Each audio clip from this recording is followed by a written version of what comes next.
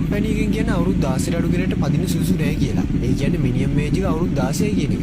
නිෂ්පාදනය කරන්නේ ජපානයේ. ඉතින් අද අපි කතා කරමු ලංකාවේ ගොඩක් කෙල්ලකොල්ලෝ ආස ටූත්ලස් ඩිසයින් එකේ ලාස්ට් බයික් එකක් වුණ Yamaha R1 2014 බයික් එක ගැන. බයික් එකේ එන්ජින් එක විදිහට 998cc 4 stroke 16 valve DOHC inline 4 cylinder engine එකට cross plane crankshaft technology එක ඇතුළත් කරලා තියෙනවා. මේ බයික් එකේ intake valve සේරම නිෂ්පාදනය කරලා තියෙන ටයිටේනියම් වලින්. ඒ වගේම වේග 6ක ගියර් පද්ධතියක් බයික් එකට ඇතුළත් කරලා තියෙනවා.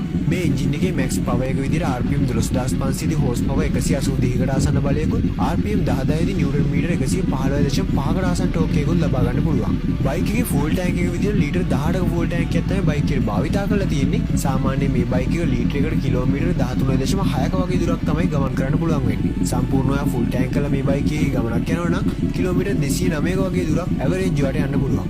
බයික් එකේ මීටර් පැනල් එක ගැන කතා කරොත් එimhe ඩිජිටල් සහ ඇනලොග් කියන මීටර් පැනල් දෙකම මේ බයික් එකට යූස් කරලා තියෙනවා. මේ බයික් එකේ රයිඩින් මොඩ්ස් තුනක් තියෙනවා. A සහ B සහ ස්ටෑන්ඩඩ් මොඩ් විදියට. ඒ වගේම 7 level traction control system එකක් බයික් එකට එකතු කරලා තියෙනවා. ඔන්න ඉතින් බලන්නකෝ බයික් එකේ සවුන්ඩ් එක මොන වගේද කියලා. මචං මමත් කවදාරි හයි කැපැසිටි බයික් එකක් ගත්තාම යනවා යෑමනක් මචං බර්ස් එකේ අපේ සතේ නැති එක හරි හැබැයි දැන් මේ හීනේ තියෙනවා